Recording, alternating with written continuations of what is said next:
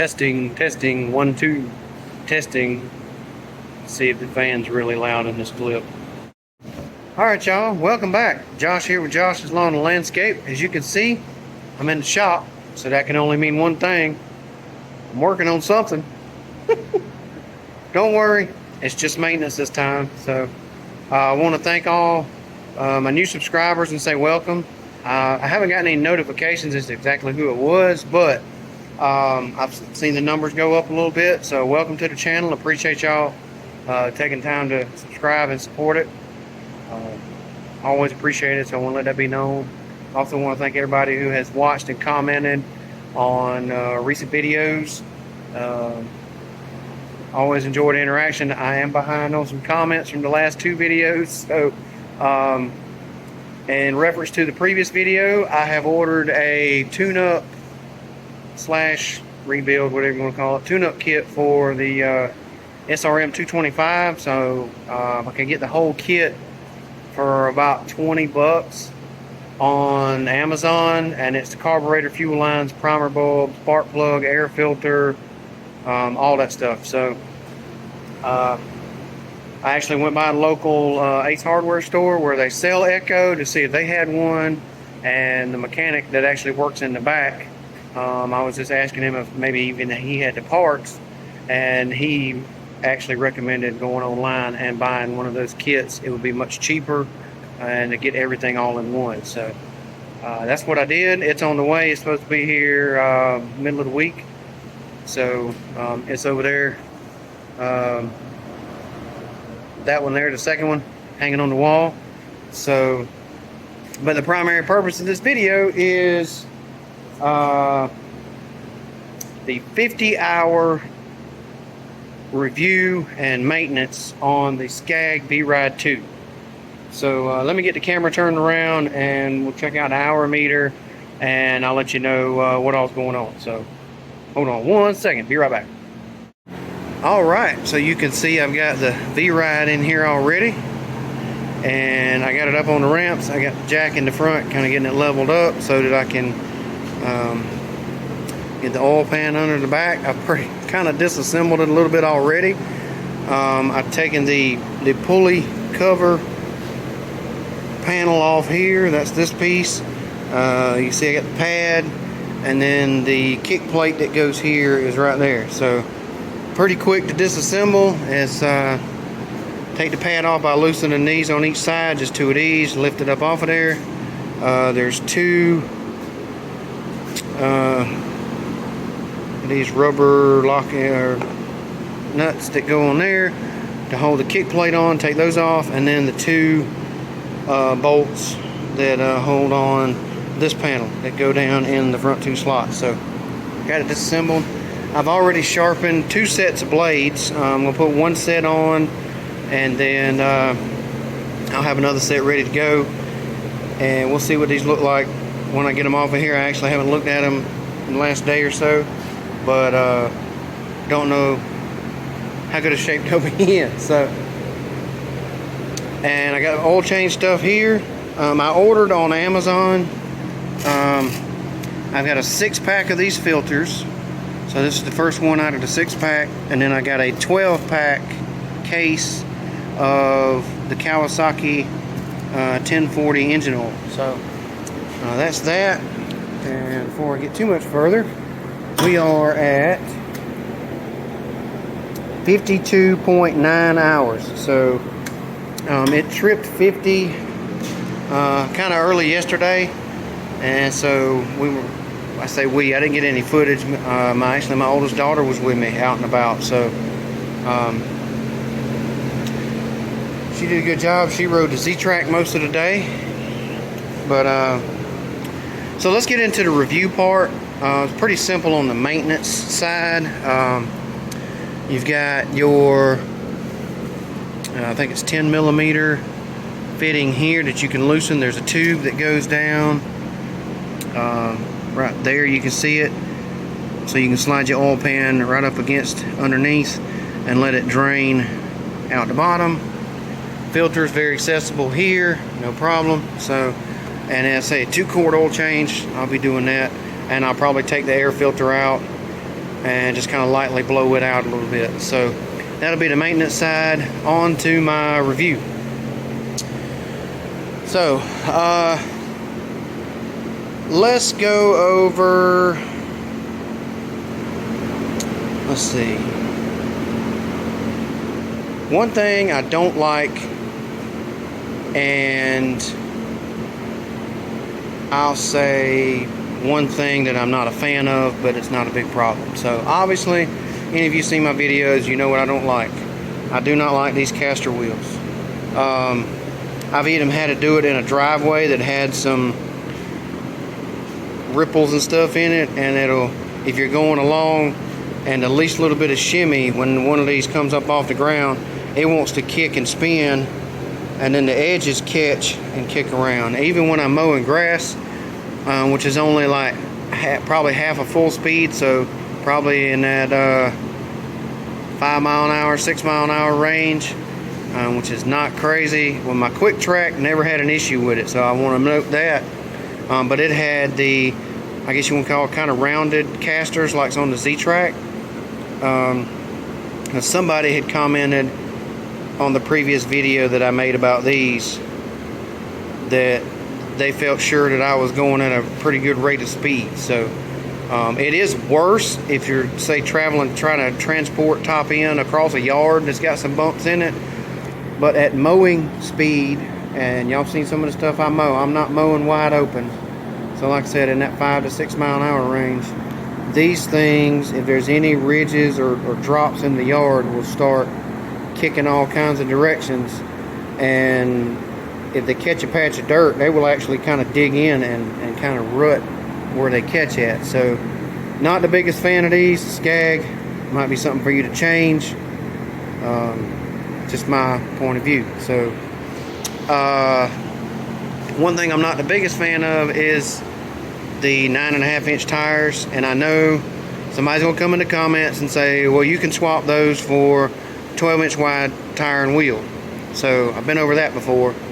Is the tire place that I contacted said that this is a 7 inch wheel, and I think the 24 inch tire requires a 8.5 inch wheel, which is the next size up. And being as they're brand new, I'm not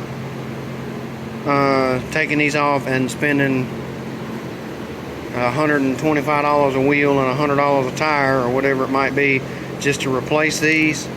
So somewhere down the road I'll get to that. I know I could probably sell them and get some of my money back, but not the biggest of deals. But I'm not the biggest fan of this.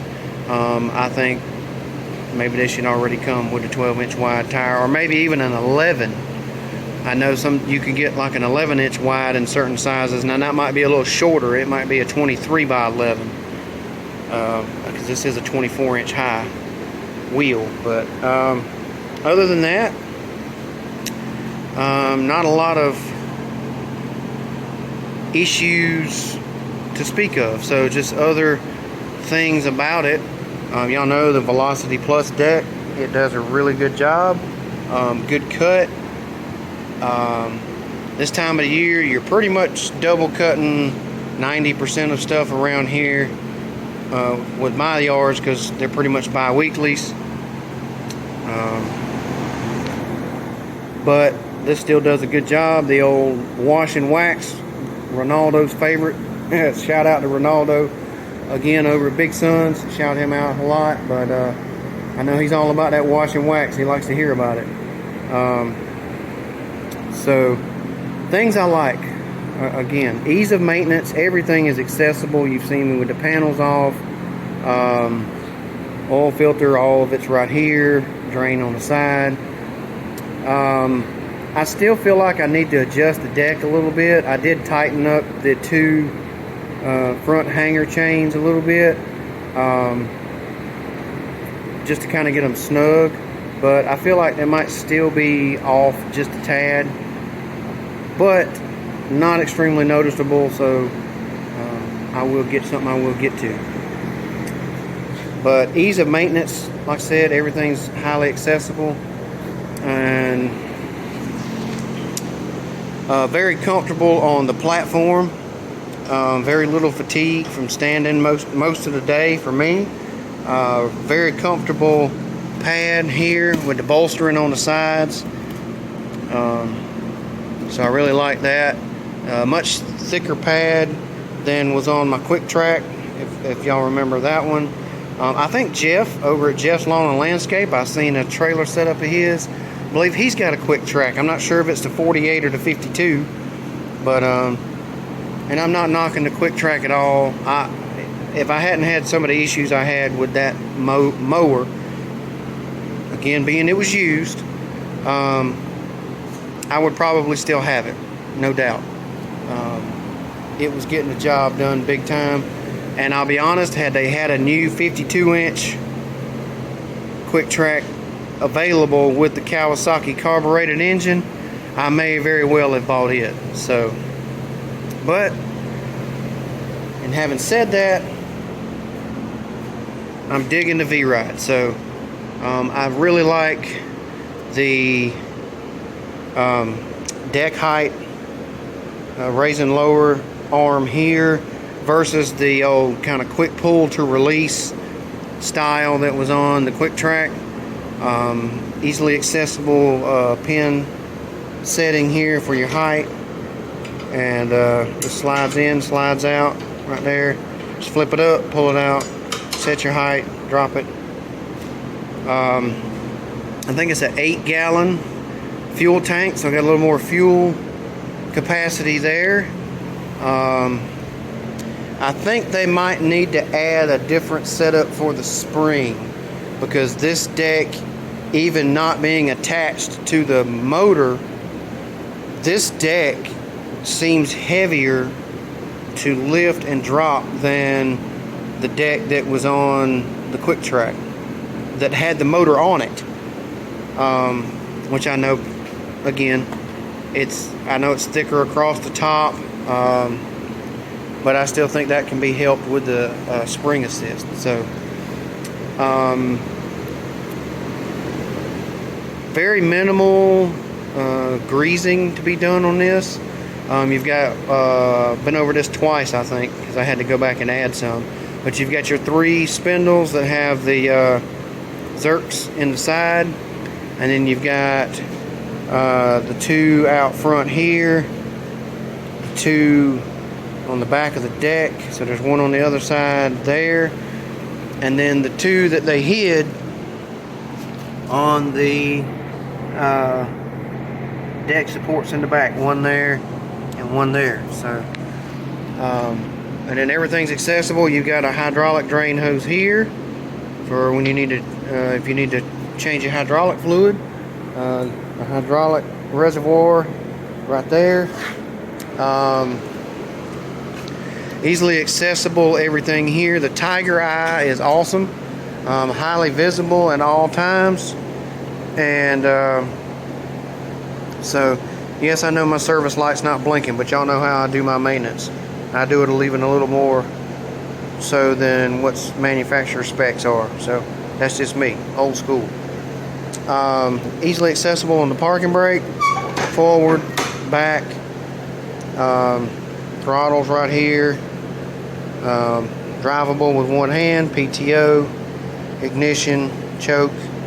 Again, y'all know me, it is carbureted moving forward. Leaf in there. It's scorched. Keep that stuff clean, don't want no fires. So somebody had a question the other day in reference to the Tiger Eye, and I commented on Facebook that, and I may have mentioned this in the video already, that they had the service light was blinking up here, and they wanted to know what that was about and how to do it. So for anybody who may not know, that is in the manual. It is self-resetting, and it will come on 2 hours before the scheduled maintenance is due, and it will just flash until 2 hours after the scheduled maintenance is to be done. So there's a 4-hour window there that you'll have that light blinking, but it will automatically cut back off. So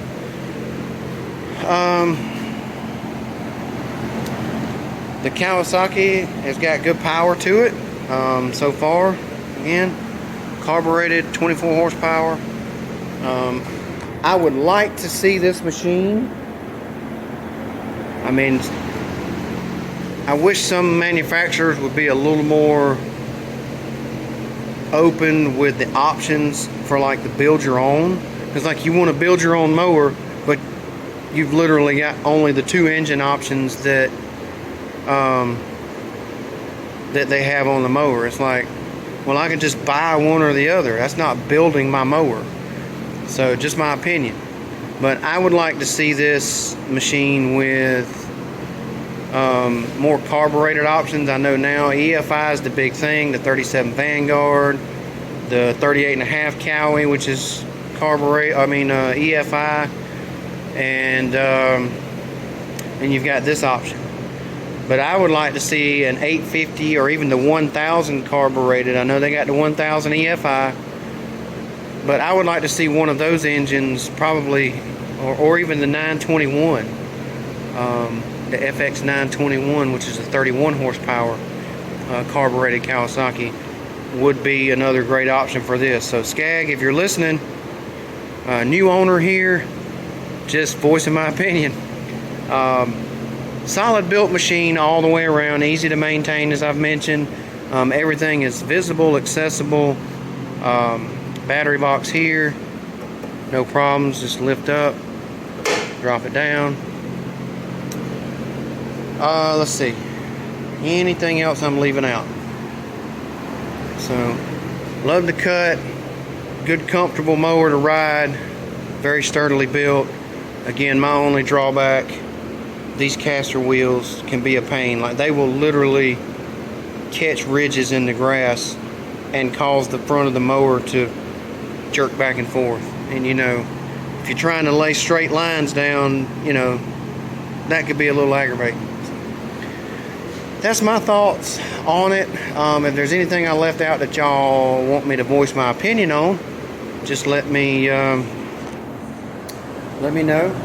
I'm going to let the oil drain out. I probably could have done that while I was running my mouth. So that I can get the oil changed, change the blades, and I've got to get the blades changed on the Z-Track as well. So then get everything loaded back up.